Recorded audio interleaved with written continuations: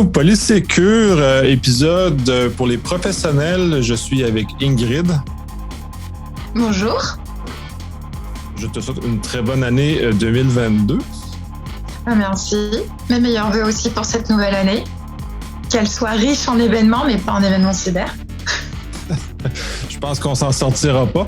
Et on va profiter de cet épisode de début d'année pour faire un retour sur 2021. Comment pour toi ça s'est présenté? Moi, je suis moins dans un univers européen, donc ça va être très enrichissant de voir comment la vision européenne et française s'est matérialisée à travers tes yeux et comment cela va pouvoir être se répercuter sur 2022 et comment on peut soit prendre des résolutions ou comment on peut anticiper que 2022 va se présenter à nous.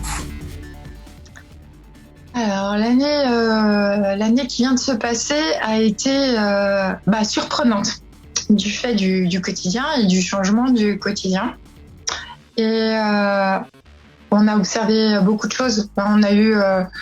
J'ai pu voir des choses sur le degré d'acceptabilité des personnes et finalement j'ai trouvé que j'étais light sur mes exigences sur la sécurité de l'information et la protection des données personnelles, parce que quand je vois ce qu'on est capable d'accepter sur les libertés individuelles, finalement, je peux encore pousser le curseur. Il n'y a pas de problème. J'ai vu aussi, alors là c'était très intéressant, c'est le développement du télétravail et que finalement, on a beau nous dire c'est pas possible, finalement les organisations savent s'adapter quand il n'y a pas le choix. Donc pour le moment c'est sous contrainte et puis on est au pied du mur et il faut faire et on fait dans la précipitation, donc il y a des soucis. Maintenant, on voit qu'on arrive à s'organiser pour le télétravail. Et finalement, je me dis que quand on veut améliorer des pratiques et modifier les organisations et les amener au changement, comme ils auront subi des modifications d'organisation avec 2021, j'ai espoir pour 2022 que finalement, tout ce qui peut arriver sur l'amélioration des process soit entendu, et notamment ceux liés à la protection et tout ce qui est lié à la cyber, parce qu'en même temps, ils ont bien vu qu'il y avait des choses à améliorer, puisqu'en même temps, la menace cyber s'est amplifiée. Les choses ont évolué, puis là, si je vais faire du pouce sur un des éléments, je sais que les Français ont une tendance assez, en tout cas, diffusée d'être résistants au changement, entre autres. Et on voit aussi, même ici, au niveau de télétravail, les organisations viennent toujours l'espèce de volonté de retour comme c'était avant. C'est un passage temporaire dans lequel on va tout effacer après, même si celui-ci a été bénéfique et nous a fait avancer. Donc, voir comment tu le perçois, ça.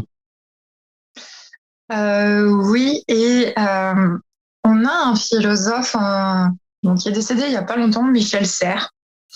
Et je vous encourage à lire ses publications ou ses articles, parce que Michel Serres avait écrit un livre, Petite Poussette, et il a beaucoup travaillé sur la transformation numérique de notre société et ce que ça allait amener, tant dans l'apprentissage, dans la formation, mais aussi dans les comportements et les liens intergénérationnels.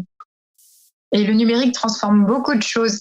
Et le c'était mieux avant, il a la pertinence de dire, avant, vous parlez de la Seconde Guerre mondiale, avant, vous parlez de la préhistoire où il fallait aller chercher, avec les mammouths et tout, et aller chercher sa nourriture, c'était pas au supermarché. C'est quoi avant? Et donc, c'est là où on doit être dans l'acceptabilité de notre quotidien et des évolutions. Oui, tout n'est pas parfait, mais n'empêche que par rapport à avant, on est quand même dans une société avec un tel confort qu'on a de plus en plus d'obèses. Avant, on marchait tellement parce qu'on n'avait pas les transports en commun et on n'avait pas la voiture, qu'on faisait du sport. Donc, voilà, tout est à relativiser. Avant, c'est quoi? Qu'est-ce qui était mieux avant? Maintenant, le fait de pouvoir accéder à l'information, c'est très bien. On est content. Après, ça change la vie. En fait, voilà. Il faut juste s'adapter à nos transformations sociétales et vivre avec. C'est l'adaptabilité. Et puis, oui, ça nécessite du changement. Alors, les Français, c'est pas qu'une légende. On commence par râler et après, on fait. Donc, voilà. Donc, quand on a un chef de projet sur la conduite du changement, il faut être dans l'acceptation de cette phase de je râle et donc sur une grosse phase de sensibilisation et de pédagogie Et ce que je trouve un peu triste, c'est qu'on oublie des fois de donner du sens et de pourquoi je demande le changement.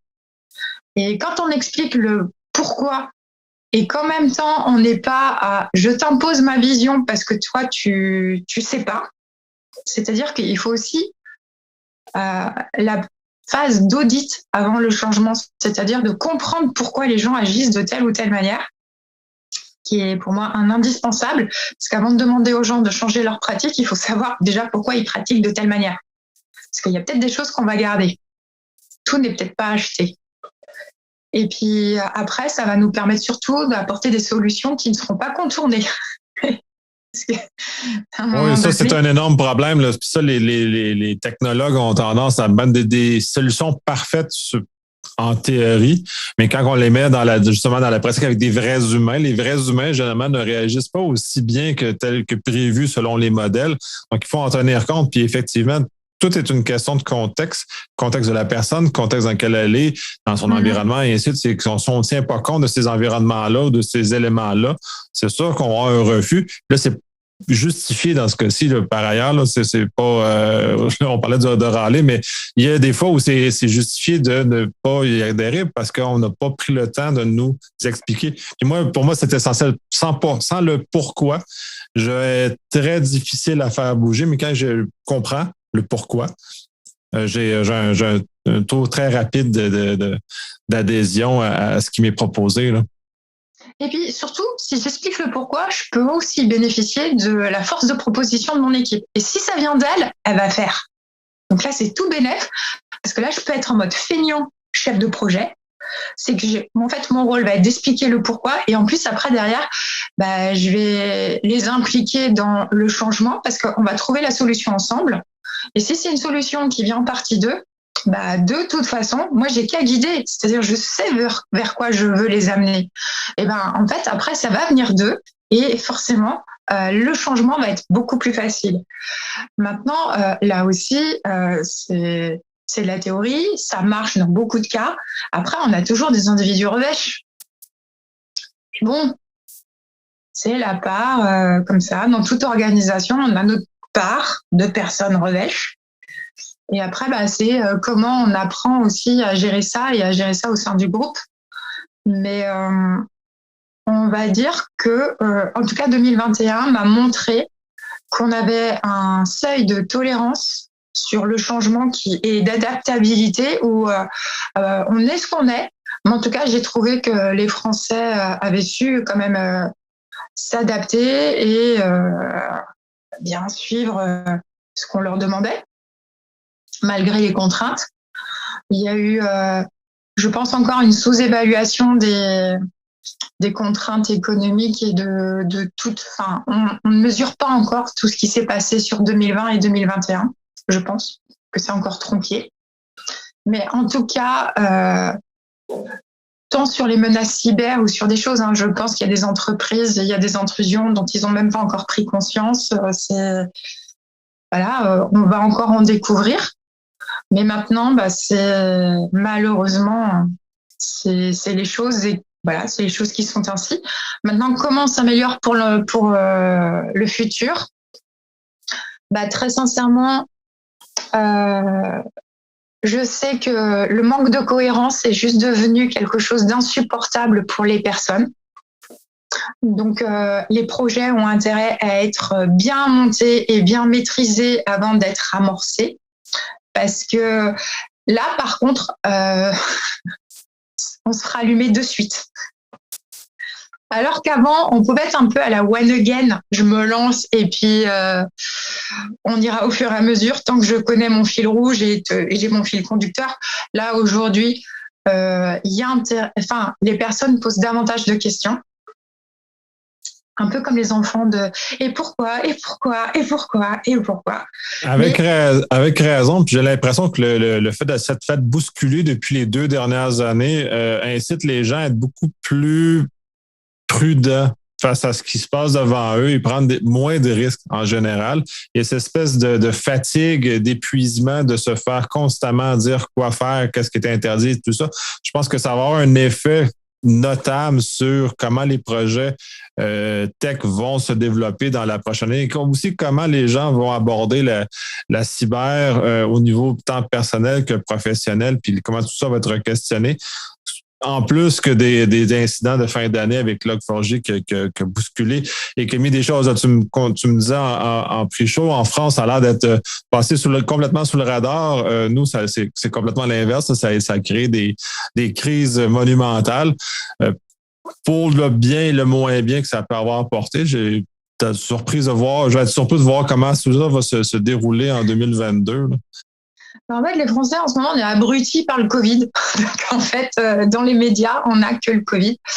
On n'a que les tests, on n'a que ça. Mais en même temps, on est en campagne présidentielle. Donc, peut-être que des sujets un peu plus proches du quotidien de tous et qui sont un peu moins sensationnels pour le quotidien de tous, parce que pour le moment, dans la population et au niveau des entreprises, Log4j, c'est pas encore quelque chose. Enfin, on a un niveau d'éducation au numérique qui fait que pour le moment, les enjeux ne sont pas perçus par les non-experts. Donc, ça fait que c'est pas vendeur pour les médias. Donc, les médias, ils disent, je vends plus avec le Covid qui vient figer, qui vient, voilà, Et puis en même temps, on a la campagne présidentielle, donc en même temps, les candidats qui se fight, c'est plus vendeur aussi. Donc nous, c'est surtout que vous en avez quelques sensationnalismes dans l'arène présidentielle là, cette fois-ci, là, fait que ça va créer beaucoup de bruit médiatique là, qui diverge des vrais débats qu'on devrait avoir. Là. Pour le moment, on n'a pas de programme, hein, ça c'est sûr. C'est pour ça que je dis que quand on veut amener du changement, qu'on soit candidat ou qu'on soit chef de projet, à un moment donné, on a intérêt à être bon sur son projet et on a intérêt à bien le maîtriser parce que de toute façon, il y a de la défiance. Aujourd'hui, c'est pareil entre l'information, la désinformation et puis nous, on a eu droit à les masques, ça sert à rien, puis maintenant, il faut le masque partout. Et très sincèrement, dès le départ, il aurait fallu les masques, mais comme on n'en avait pas, on nous a menti. Donc en fait, maintenant, il n'y a plus la confiance. Et je pense que déjà, les personnes qui doivent être projets, qui doivent amener le changement, il faut déjà instaurer un climat de confiance avec les personnes. Donc il faut avoir son échantillon, mais voilà, c'est la confiance, la base, et la maîtrise de son sujet. Et puis après, on va... comme quand on doit amener du changement, quoi. C'est-à-dire qu'il faut arriver à impliquer les personnes. Et il ne faut pas leur imposer les choses parce que même si, avec le sens et qu'elles comprennent le pourquoi, si à un moment donné, elles n'ont pas été impliquées, et je pense que le contournement de ce qu'on aura voulu mettre en place, ça va arriver parce que l'humain va chercher le plus facile. L'humain est un feignant et s'il peut faire plus simple et moins contraignant, il ira au plus simple et au moins contraignant, comme le hacker. D'où le fait qu'il exploite l'humain. Voilà. Entre autres, de toute façon, moi je vois le hacker comme étant de l'eau. Fait que du moment qu'il va y avoir une place où l'eau peut circuler, il va nécessairement emprunter le chemin comme l'eau va le faire. Donc, c'est de le voir vraiment comme le plus faible résistance toujours. Mais s'il y a une passe où l'eau peut circuler, l'eau va y circuler de toute façon. Voilà, et c'est... pour moi, j'espère aussi qu'il y aura une prise de conscience dans les formations. Mais les formations des techniciens, c'est-à-dire qu'à un moment donné, ils ont des responsabilités vis-à-vis de l'utilisateur final. Et c'est vrai que dans le process de conception de solutions, on les associe peu à l'utilisateur final. C'est-à-dire qu'en gros, eux, ils font quelque chose qui est technique. Et en fait, ils voient pas les utilisateurs au bout. Mais en même temps, ils sont pas forcément en contact avec les utilisateurs finaux, ce qui aide pas. Ils humanisent pas le projet, en fait. Et pour moi, dans les formations, quand je vois les formations qui peuvent être au droit ou les questions d'éthique, moi, une formation sur l'intelligence artificielle, c'est inconcevable qu'il n'y ait pas la question de l'éthique aujourd'hui dans les formations numériques, et notamment sur toutes les personnes qui vont être amenées à travailler sur la santé connectée, toutes les personnes qui vont être à travailler sur les technologies qui sont en lien avec les humains. L'interface homme-machine, ouais, mais à un moment donné, si, il faut se poser des questions qui sont plutôt humanistes, doivent être associées dans les formations techniques. Parce que aujourd'hui, le numérique est tellement partout dans notre quotidien qu'à un moment donné, il ne faut pas en oublier l'humain. Et que c'est si j'oublie l'humain que je crée de la vulnérabilité. Parce que forcément, l'humain, il va défier la technologie. Ben, oui, puis de toute façon, l'humain va aller à son propre intérêt et non à l'intérêt de la machine. Fait que si on ne prend pas pour dans l'analyse, en fait, on ne pas parler à l'utilisateur dans son intérêt à lui. Si on ne va pas dans son intérêt à lui, c'est sûr qu'il va briser le système ou on va avoir une utilisation qui va le mettre à risque selon soit sa santé, soit son information aussi. Puis c'est ça aussi qu'on oublie, c'est que la composante information de nos vies, elle est primordiale maintenant. Et on veut déléguer un peu cette prestation-là. On va parler beaucoup des objets intelligents qui mesurent notre vie, qui contrôlent notre vie. On veut tous aller là. Puis faut arrêter de renier qu'on veut avoir une forme d'assistant numérique qui va gérer notre vie. Puis on veut tous aller dans cette direction-là. Par ailleurs, il faut considérer que le chemin pour s'y rendre nous met dans une posture précaire parce que là, on met dans les mains de grandes corporations, souvent américaines, le contenu de ces données-là. Donc, puis on en parle la propriété, on en parle le contrôle et ensuite, ceux-ci peuvent se retourner contre nous parce qu'ils ne sont jamais dénominalisés, fait qu'ils sont capables, les compagnies d'assurance vont les avoir, le gouvernement va les avoir, tout le monde peut ensuite consulter nos dites informations qui sont mal ou pas dénominalisées finalement. Là. Et c'est drôle là ce que tu es en train d'expliquer parce qu'il m'est arrivé une aventure parce que j'ai différentes boîtes mail, hein, normal, en fonction de qui est mon interlocuteur. Et donc, j'ai une boîte mail pour des petites choses du quotidien, mais voilà. Et un jour, voilà, je devais recevoir un colis et le colis n'est pas arrivé alors qu'il a été déclaré livré. Donc moi, je vais contacter la poste. Je leur dis, voilà, mon colis, vous me dites qu'il est livré, mais il n'y a rien dans ma boîte aux lettres. Il n'est jamais arrivé. Et donc, à la poste, on me dit, OK, vous faites un dossier. Donc, sur leur petite tablette, je remplis le dossier de contestation et tout. D'ailleurs, j'étais surprise, tout se passait bien, nickel. Et je leur donne une adresse Gmail pour qu'ils m'envoient l'accusé réception de ma contestation, les références du dossier et tout et tout. Moi, comme ça, j'ai contacté l'expéditeur du colis parce que c'est lui qui devait se faire rembourser et faire jouer les garanties. Et je lui donne le justificatif de la contestation. Donc tout ça se fait par cette même boîte mail. Sympathique. Et puis moi forcément, je raconte l'aventure en disant non mais tu te rends compte, on me dit que j'ai au téléphone ou autour de moi. Et un jour, peut-être 15 jours plus tard, je reçois dans mon fil d'actualité Google comme quoi un charmant livreur de Chronopost s'est fait interpeller par la gendarmerie. Et voilà, c'est un article du Courrier de l'Ouest et on m'expliquait qu'à Angers, un livreur s'était fait interpeller, il y avait eu perquisition parce qu'en fait, il avait gardé pour lui les colis qu'il n'avait pas livrés en déclarant livrés, quoi. Et donc, moi, je me suis retrouvée à appeler la police et à appeler la gendarmerie pour dire éventuellement dans la perquisition, si vous avez retrouvé mon colis, ça m'intéresse. Et ils m'ont dit, mais comment vous l'avez su?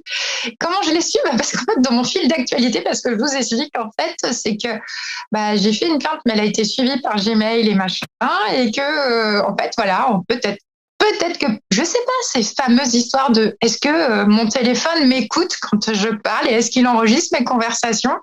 Et ce lien, en fait, en tout cas, tout ce que je sais, c'est que c'est totalement improbable parce que c'est pas du tout les cambrioleurs ou les actualités locales angevines. On va dire que c'est pas forcément ce que je fais le plus. Et c'est pas mes recherches internet non plus. Et là, j'ai trouvé quand même que c'était étrange que cette entreprise américaine qui collecte beaucoup d'informations et pour nous la ressortir et nous la renvoyer dans la figure, là, c'était opportun. Mais j'avoue que les policiers ont été assez surpris de comment moi, j'avais eu l'information. Alors qu'en plus, quand je les ai appelés, j'étais absolument pas sur Angers.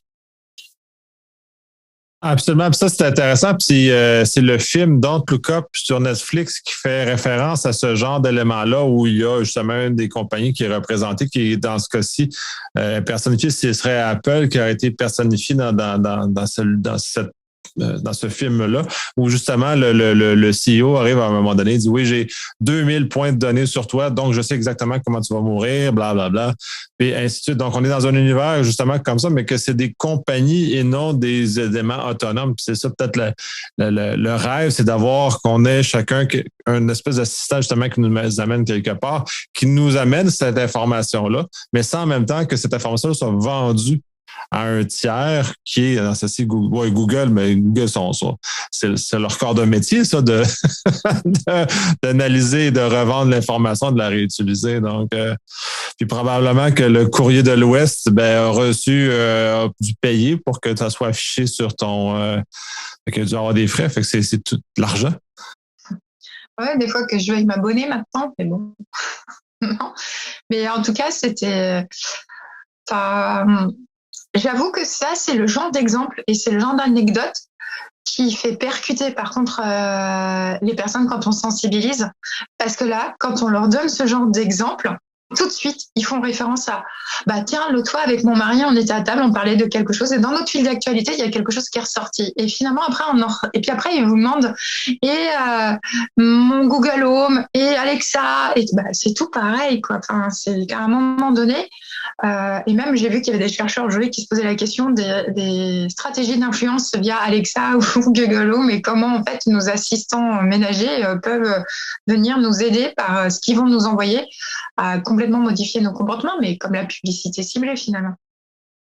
C'est bien pour ça que je dis que les sciences humaines doivent être associées maintenant dans les formations techniques parce que je pense pas que il y a la volonté des commerciaux, il y a la volonté des ingénieurs, quel type de technologie, quel type de société je veux, quelle technologie je vais développer, parce que on en voit, moi j'en rencontre plein de jeunes qui arrivent à la fin de leurs études et qui me disent moi j'ai pas envie de travailler pour Google, même s'ils payent bien, parce que en fait pour moi la vie privée c'est important.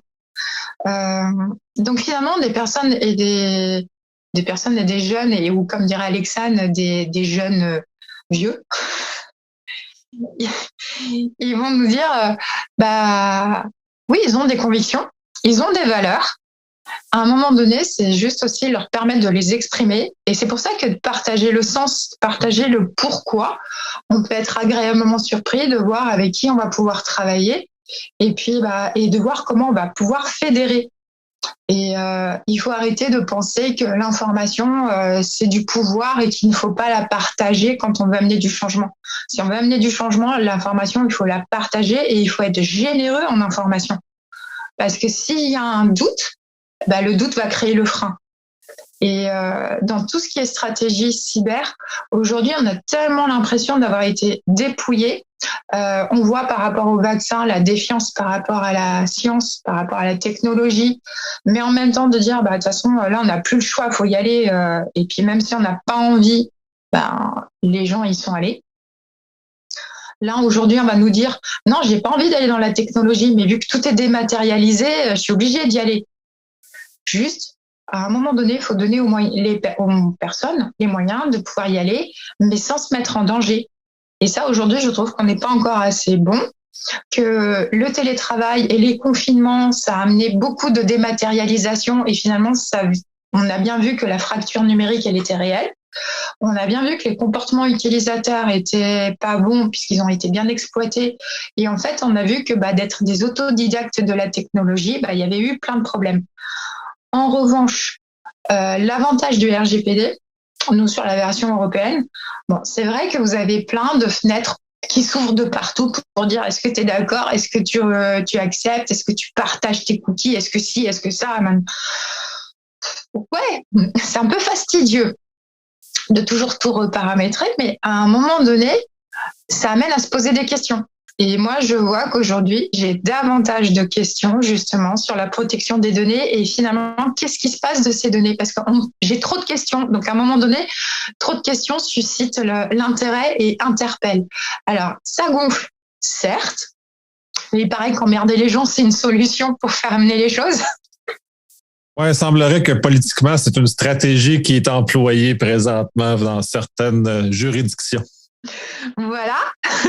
Donc, apparemment, chez nous, c'est une stratégie utilisée. Bon, je ne crois pas que ce soit la meilleure. Mais en tout cas, moi, j'ai davantage de questions. Le RGPD qui a été vu beaucoup comme une contrainte, finalement, j'ai des citoyens qui l'utilisent pour obtenir gain de cause parce que finalement, à un moment donné, d'avoir nos données de connexion qui sont tracées, c'est aussi un moyen de prouver que j'ai fait les démarches et qu'il y a eu un bug informatique. Et donc, le problème ne vient pas de moi, mais vient bien du système d'information qui a bugué. Donc, ça permet à des personnes de pouvoir faire valoir des droits parce qu'on leur a dit, vous n'avez pas fait en temps et en heure. Et puis, eux, ils ont dit, si, j'ai fait en temps et en heure. Et donc, je demande l'accès à mes données de connexion. Et on voit que bon, ok, ça a bugué et ça évite qu'on les prive de certains droits. Donc, quand on voit, voilà, il y a du positif, oui, il y a de la contrainte, mais à un moment donné, il faut savoir saisir les opportunités des contraintes.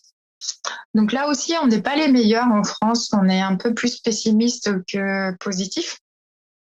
Et ça, ça va. Je pense que c'est lié à la conjoncture. Là, en ce moment, il y a trop de catastrophes qui nous sont annoncées, mais on nous annonce pas suffisamment de petits bonheurs et de petites réussites du quotidien qui font que ça donne un petit rayon de soleil. Après, c'est l'hiver aussi. Normal qu'on soit un peu morose. Qu'est-ce que j'ai constaté? Ah si, culturellement, c'est beaucoup la bonne année en France, mais là, cette année, non. Il n'y a pas eu trop de vœux. Il n'y a pas eu trop de mails. On n'a pas eu trop de mails. Alors, c'est bien pour la charge mentale, mais c'est bien parce que ça évite d'avoir des liens foireux. Ou clique sur ma carte de vœux. Non, mais arrêtez d'envoyer des liens à cliquer pour des gens les personnes d'une certaine génération sont très utilisateurs de ces cartes-là, de ces choses-là, et je suis très heureux que ça ne fasse plus partie de ce qu'on voit régulièrement. Oui, il y a une certaine froideur. Je pense que il y a un vent hivernal sur la bonne année cette fois-ci, qui justement limite un peu les effusions et les étreintes qu'on est habitué de constater ou de passer. Là. Ouais, nous, il n'y a que le calendrier des pompiers qui marche encore. Hein. Ça marche bien. Mais voilà, 2 années foireuses, la troisième, elle est porteuse d'espoir parce que déjà, je dirais qu'aussi, même dans le vocabulaire du quotidien, l'hygiène est devenue hyper important. Donc moi, l'hygiène informatique, c'est bien parce que un virus, qu'il soit informatique ou qu'il soit Covid, reste un virus dans la communication et dans la sémantique. Donc finalement, maintenant, c'est dans le vocabulaire du quotidien. L'hygiène informatique, je pense que ça va être beaucoup moins tabou parce que voilà, les gens ont compris, les gens ont accepté les contraintes, ils ont compris les gestes barrières, donc ils vont comprendre les mesures barrières. Je pense que sur un plan de communication et sensibilisation, on va saisir une opportunité liée au Covid et c'est un bon moment pour bien relancer les choses et reposer les règles du jeu. Et je dirais sans faire peur, mais peut-être avec un peu de fantaisie, un peu d'humour et puis de la prévention et surtout pas prendre les utilisateurs pour des imbéciles parce que l'utilisateur n'est pas responsable des problèmes de conception de solutions. Donc, absolument. Il ne fait que subir un peu comme le citoyen subit les mesures COVID présentement, qui sont pas tous de très bonnes mesures. Là. Par ailleurs, là, nos gouvernements, peu importe où dans le monde, prennent des fois à l'arraché des décisions qui n'ont pas fait leurs preuves, disons. Ah non, mais il n'y a rien de pire qu'un site quand on te dématérialise une procédure pour demander quelque chose et que dès qu'en fait ça bug, tu repars à zéro, il faut tout ressaisir. Tu fais, non mais fais enregistrer entre chaque page s'il te plaît, parce que quand il faut tout ressaisir depuis le départ, c'est un peu agaçant. Un peu beaucoup. Donc là aussi, je trouve qu'au niveau de l'activité, les sites peuvent être vraiment, vraiment, vraiment améliorés. Là aussi, peut-être un geste pour la planète. Le numérique, c'est bien, mais le numérique, ça pollue. Et peut-être que des fois, il y a plein d'options et plein de trucs dont on n'a pas besoin. Et peut-être que juste se concentrer sur le besoin utilisateur et pas sur le délire de l'ingénieur. Ça réduirait les coûts de conception, ça réduirait aussi le coût énergétique. Peut-être que les logiciels rameraient moins aussi. Ça éviterait de la redondance de données dont on n'a pas besoin. Parce que des données que je collecte et qui me servent à rien, il faut aussi que je les sécurise. Donc, si vous pouvez m'éviter ça, ce serait cool. Ouais, ça, mais c'est un coup. Puis ça, j'ai été confronté à cette réalité-là, la Connected Week, là, dans laquelle généralement on en entend moins parler, j'imagine, en Amérique du Nord, de cette façon-là, de justement l'informatique verte, dans le sens où on essaie d'économiser les ressources et on n'utilise pas de façon gloutonne tout ce qui est à notre disposition. Puis le problème, c'est que tout est à notre disposition à peu de frais. Donc, pourquoi on ne le ferait pas? Parce qu'on ne paye pas le vrai coût. Là, si on prend des notions d'économie, c'est que tant qu'on ne paiera pas le vrai coût de l'informatique comme on l'a présentement, il va y avoir des exagérations. C'est pour ça qu'on a beaucoup de spam par courriel parce qu'il n'y a aucun coût. Quand il y a un coût direct là, par celui qui l'a envoyé, mais la réalité, c'est que même il y a un coût écologique associé au spam. En plus, on considère que la quantité d'énergie et d'électricité qui est utilisée pour déplacer les courriels est quand même substantielle, mais il n'y a pas de coût pour l'envoyeur. Donc, tant que ce coût-là ne sera pas répercuté, on va continuer à avoir des panoplies de problèmes. Puis ça, c'est des façons plus, moi, je suis plus de l'école des biais économiques, c'est-à-dire de comment on peut adapter le système pour que l'utilisateur prenne la bonne décision tout le temps. C'est quoi une bonne décision? Ouais, c'est ça. Définir bonne décision, oui. C'est une bonne décision pour toi ou pour l'autre? C'est quoi la bonne décision? Oui, oh là là, c'est beau l'éthique, la philosophie, comme quoi les sciences humaines. Mais effectivement, mais dans une perspective, on sait en cyber, on a quand même un certain nombre de bonnes décisions où on a un point de vue de bien-pensant au niveau écologique aussi. On a quelques bonnes décisions dans lesquelles on peut s'appuyer. Mais en même temps, il ne faut pas venir dogmatique et religieux avec celle-ci. En tout cas, une chose est sûre, en cyber, si on ne connaît pas la bonne décision, on connaît bien les décisions foireuses. Celles-là, on les a bien identifiées. On les connaît bien. Le problème, c'est qu'on trouve qu'elles sont encore un peu trop utilisées. Mais en tout cas, moi, je pense aussi, là, de ce que j'ai pu observer, parce que j'ai beaucoup observé 2000-2021, ça a été tellement un temps un temps hors norme dans la vie, dans le quotidien et dans la vie économique, dans la vie des entreprises, que on a vu des choses se passer et au final, j'ai vu aussi les problématiques. Bon, il y avait déjà tellement peu de projets innovants il y a eu beaucoup de projets de dématérialisation parce que du fait du télétravail, il a fallu beaucoup dématérialiser les organisations. Donc j'ai vu beaucoup de choses se développer, beaucoup de solutions numériques.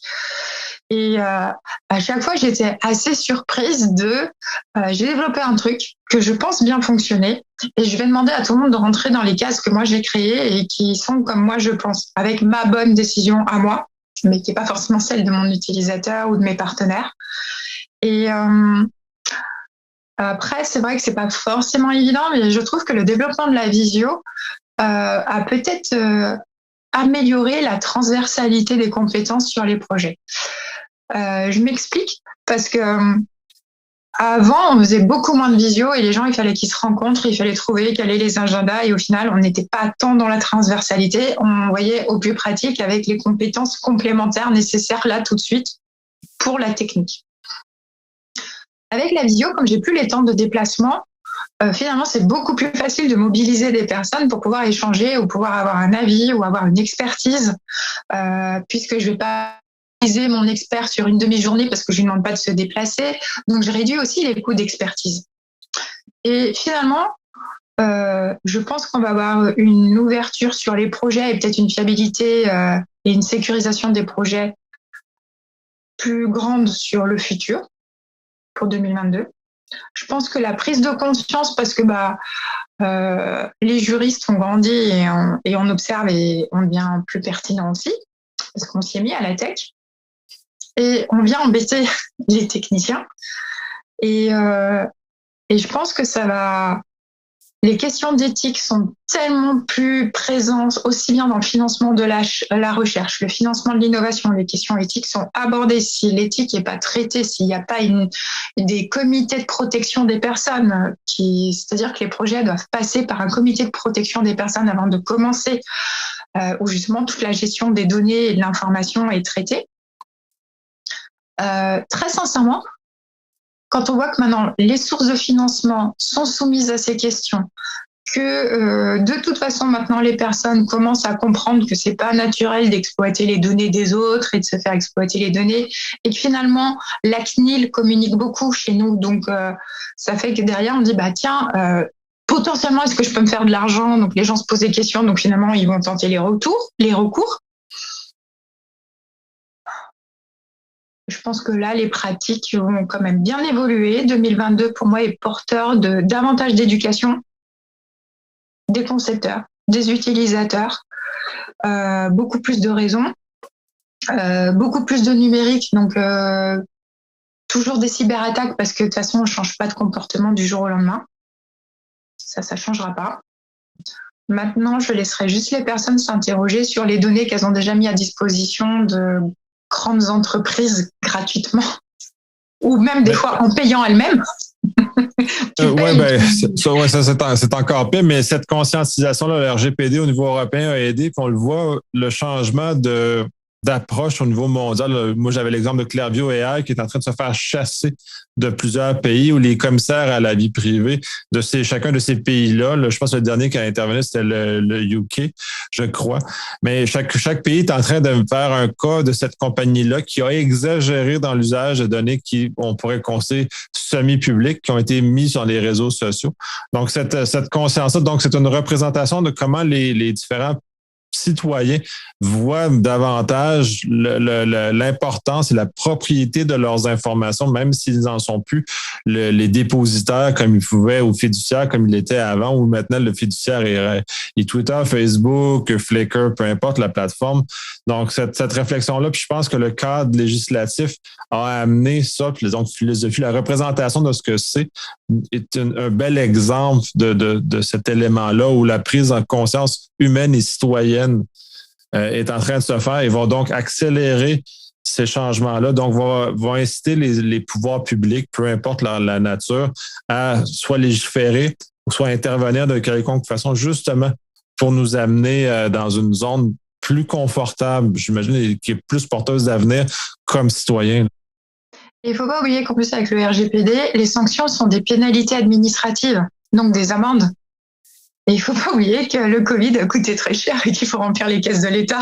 Donc, je pense que ça va sanctionner sévère parce qu'on a un gouffre à financer. Donc, à bon entendeur. Je pense que c'est déjà commencé. Il y a eu une autre poursuite à RGPD cette semaine. Là, je ne me rappelle plus sur quelle compagnie, là, dans quelle c'était encore. Je pense que c'était les cookies Google de mémoire qui ont été sortis cette semaine. Donc, oui, à coût de centaines de millions, c'est sûr que ça finance les programmes qui ont été mis en place pour la COVID. Là. Ah bah oui, voilà. C'est le système d'amende. Donc, nous, on préfère que ce soit sur la CNIL que ce soit sur les radars des routes. Hein, mais bon, en tout cas, là, on voit que de toute façon, les règles ont changé. Maintenant, je trouve que les facteurs humains sont pas encore suffisamment abordés à mon goût. Tu parlais du changement et de la conduite du changement, mais les Français sont râleurs, mais à un moment donné, tant qu'on n'aura pas compris les comportements utilisateurs, tant qu'on n'aura pas travaillé sur pourquoi l'organisation fonctionne, moi, je comprends pas comment on peut faire de la gestion de crise et des plans de continuité d'activité si les individus de l'organisation ne sont pas pris en compte en tant qu'individu et après en tant que collectif. Et pour moi, l'humain n'est pas le maillon faible, l'humain doit être le maillon fort dans une crise cyber. Et aujourd'hui, il faut changer le regard sur l'utilisateur et sur le décideur. Le décideur s'éduque parce que des fois, il n'a pas pris la bonne solution parce qu'il a un peu trop écouté les commerciaux.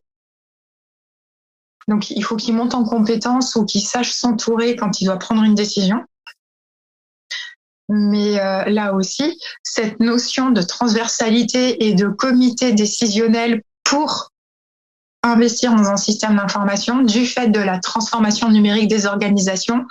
La visio et toute la phase confinement où il a fallu quand même continuer, malgré le fait qu'on était tous confinés, à développer, je trouve, ces comités et cette habitude de la visio pour décider. Donc pour moi, c'est plutôt une évolution qui doit encore s'organiser, mais qui est plutôt bénéfique. Donc je dirais qu'il y a porteur d'espoir sur l'amélioration des pratiques pour 2022, ou peut-être mais ce sera 2023 qui sera révélateur, parce que 2022, il y a la digestion de des 2 ans tout pourris. Maintenant, le télétravail, plus crié. Non, on aime bien le télétravail. On a su organiser sa vie en fonction. Oui, ça, les bénéfices d'organiser sa vie en fonction du télétravail, c'est merveilleux. Moi, je ne retournerai jamais à l'ancienne vie. Mais d'ailleurs, on ferme plus les écoles pour qu'il y ait du télétravail. Parce que ça, on a compris que l'école fermée et télétravail, c'était pas compatible. Là, il y a crise économique. Donc, non, il faut maintenir les écoles pour qu'il y ait du télétravail. Oui, le travailleur est l'élément le plus important. Il y a beaucoup de mesures à l'heure actuelle, justement, qui sont autour du travailleur, justement, pour ça. Ils viennent, en tout cas, bref, je ne suis pas seulement en accord avec tout ce qui est des décisions qui sont prises présentement, justement, parce que c'est à courte vue, mais bon, on est dans cet univers-là. Mais la solution dont tu m'as parlé sur la charge mentale pour réduire la charge mentale des travailleurs et leur boîte mail, une meilleure gestion de leur boîte mail pour avoir moins de mails, très sincèrement, c'est très très bien. C'est la qualité de vie au travail, c'est moins de stress, c'est moins de cyberattaques, c'est magique. La cyber et la qualité de vie au travail, c'est compatible. Oh là là, on n'est pas que de la contrainte, on est de l'investissement sur la qualité de vie au travail. Ouais, mais tu as réussi à tourner positif qu'est-ce que un élément qu'on discutait avant l'enregistrement. Là. Oui, effectivement, très intéressant. Là. Je vais commencer à aborder ça de cette façon-là. J'imagine que je vais avoir une meilleure réception de mes recommandations que d'arriver comme d'imposer des choses que les gens ne veulent pas. Là. Je te rappelle que j'ai été DRH et que tu critiques beaucoup les RH. Donc là, la DRH, elle te répond. Oui.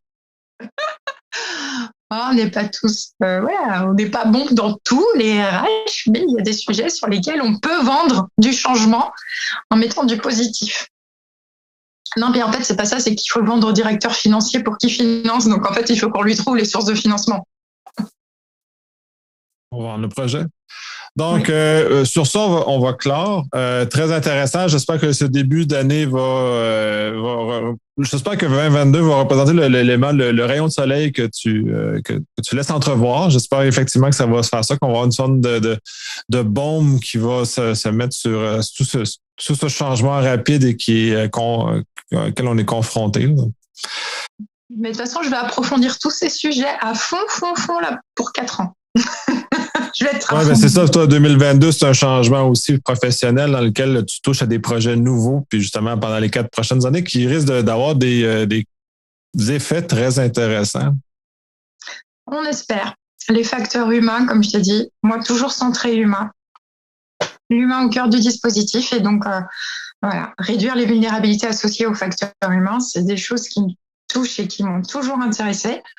Et puis, de toute façon, on continuera à en échanger. Et puis là aussi, de toute façon, on va t'inviter pour te présenter toutes ces belles choses sur lesquelles on travaille. Très hâte de constater ça. Sur ce, je te souhaite une excellente année 2022. Eh bien, toi aussi. Et sans trop de cyberattaques. Si possible.